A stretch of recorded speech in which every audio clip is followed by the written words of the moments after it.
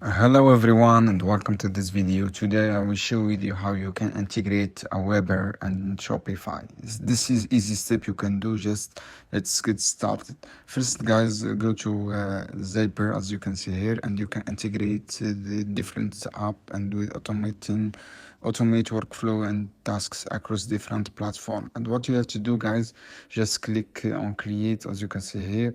And after that guys, what you have to do, click create and click zap as you can see here. And after that guys, click on the trigger and searching for AWeber as you can see here.